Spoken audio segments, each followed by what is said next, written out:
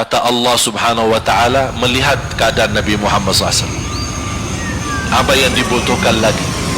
Kata Rasul, ya Allah, saya tidak akan puas masuk surga sampai hamba-hambamu yang ada di neraka, umatku, diselamatkan. Allah subhanahu wa ta'ala mengizinkan Nabi Muhammad keluarkan dari neraka. Dia keluarkan. Sudah cukup ya Nabi Muhammad? Tidak cukup ya Allah, masih ada lagi. Diambil lagi, dikeluarkan, diambil lagi, dikeluarkan. Artinya dari umat Nabi Muhammad yang masih banyak dosanya, yang masih banyak kelewatannya sama Rasulullah, yang tidak pantas memberi kemuliaan kepada Rasulullah SAW, dapat pula syafaatnya Nabi Muhammad. Yang tidak pernah memberi tanda sayang dan cinta kepada Rasul, dapat rasa sayang dan cinta Nabi Muhammad sallallahu alaihi wasallam. Sambil kata malaikat Jibril, demi Allah saya melihat Nabi Muhammad mengambil manusia dari neraka Jahannam, diselamatkan dari siksa dan membawa mereka ke surga. Kata malaikat Jibril, sambil aku kira tidak ada lagi yang tersisa di neraka Jahannam, saking banyaknya yang dikeluarkan oleh Rasul. Itu syafaat Rasul sallallahu alaihi wasallam. Oleh karena itu jamaah sekalian, ini yang saya ceritakan. Saya mohon kalau anda lagi bersalawat, ingat itu semua. Nabi Muhammad bukan Nabi yang biasa. Nabi Muhammad adalah Nabi yang penolong kita nanti di hari kiamat. Seandainya kita masuk neraka Jahannam, masih ada harapan kita dapat syafaat Nabi Muhammad SAW. Ia masuk neraka saja dapat syafaat Rasul.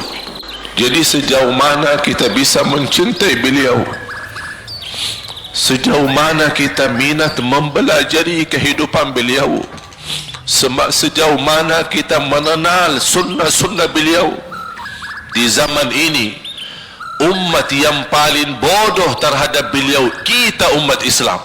Kita umat Islam banyak hal yang tidak tahu tentang beliau, tidak tahu bagaimana perjuangan beliau, bagaimana doa beliau untuk kita, bagaimana kesedihan beliau kalau ada di antara kita yang kena musibah atau keburukan, apalagi masuk neraka.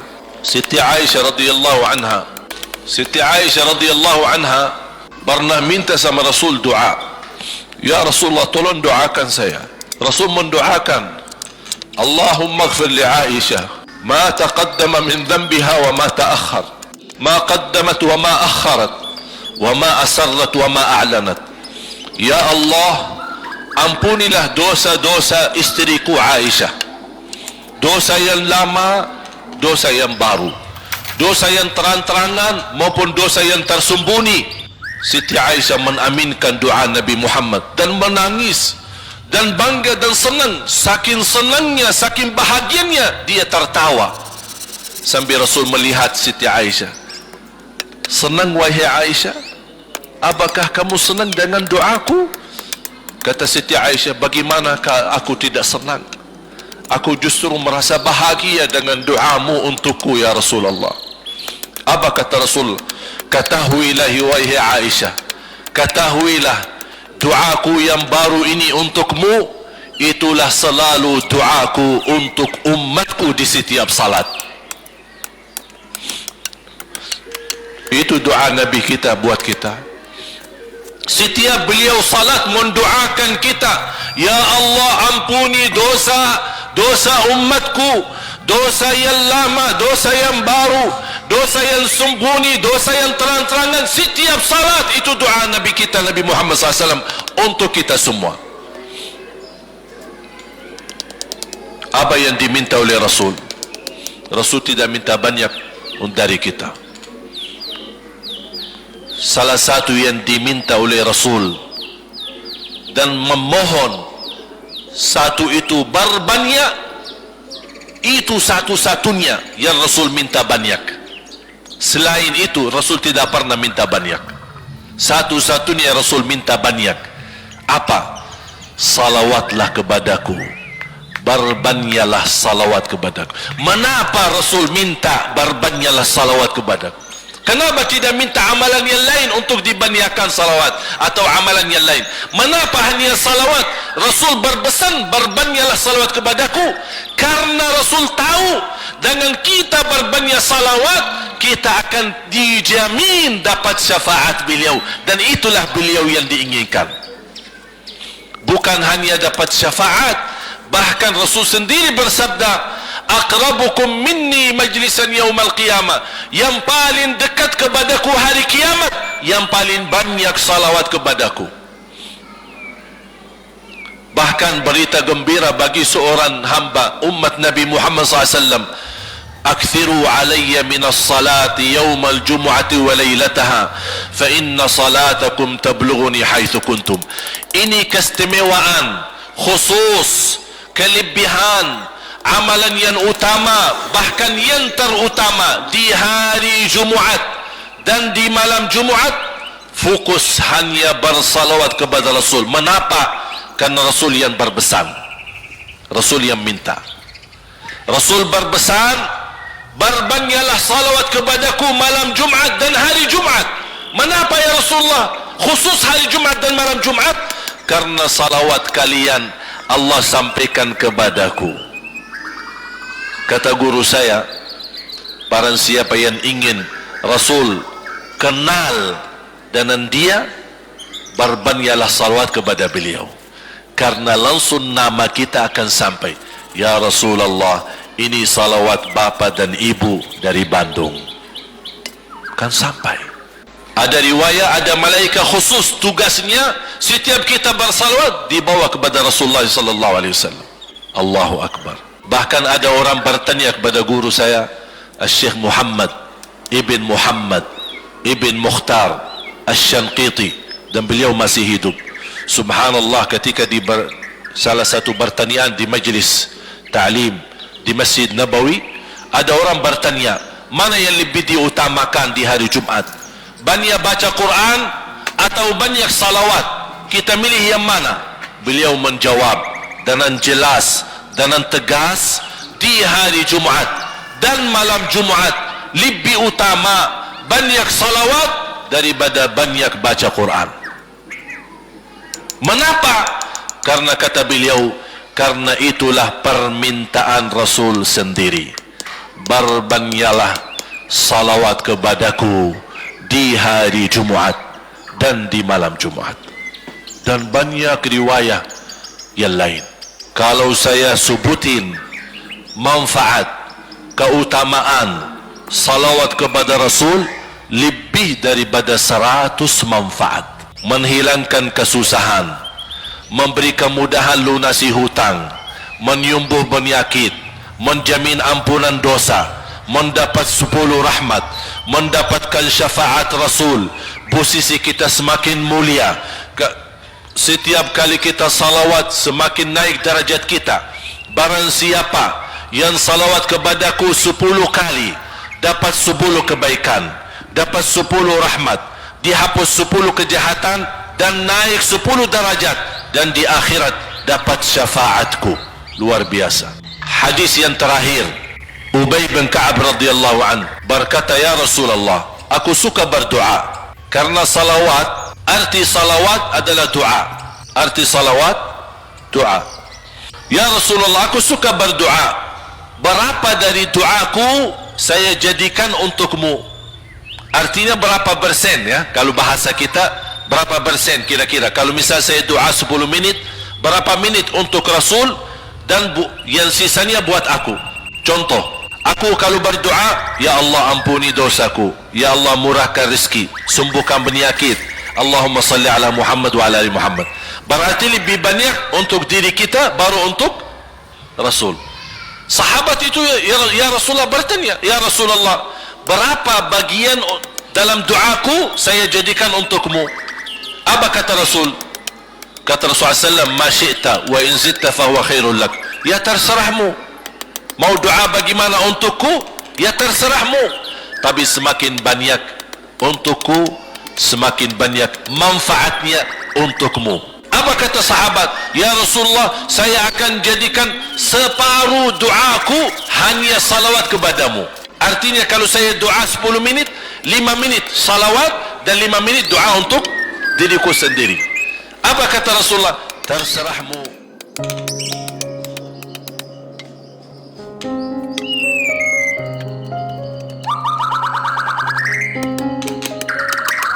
Dalam dunia ni jangan duk gaduh lah gali aib orang. Kita selesaikan aib kita. Tuan-tuan, saya ada zaman silam saya. Tuan-tuan ada zaman silam tuan-tuan. Siapa yang simpan zaman silam kita? Kiraman kahatibin. Siapa yang simpan kesalahan kita? Allah. Dan saat masanya Allah akan bentang seluruh zaman silam kita. Kalau zaman silam kita ini kebaikan, kita beruntung. Kalau zaman silam kita keburukan, kita adalah orang yang paling celaka.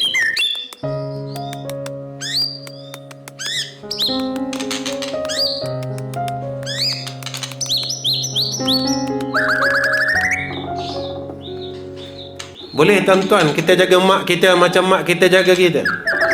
Boleh tak agak-agak seorang anak yang boleh jaga mak dia seperti mana mak dia telah jaga dia? Kita memang orang hebat, ilmu ada, tapi kita gagal tentang dua ibu bapa kita. Apa faedah ilmu tuan-tuan? Kalau kita gagal dengan mak dan ayah kita, apa faedah alim kita? Kalau kita gagal dengan mak dan ayah kita, apa faedah abid kita? Apa faedahnya jika kita gagal dengan mak dan ayah? Itu kena jaga perkara ni. Jangan tengok satu tempat saja. Jangan suluh satu tempat saja. Yang saya katakan, perkara ni jangan kita lepas pandang tuan-tuan. Kita lepas pandang perkara yang sepatut kita buat, kita tinggalkan. Perkara yang patut kita dahulukan, kita kemudiankan. Kita nak sembahyang sunat tak mampu tuan-tuan. Kita nak bangun malam tak mampu tuan-tuan.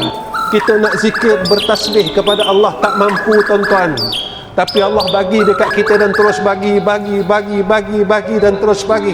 Dan kita terus minta dengan Allah sampai sekarang.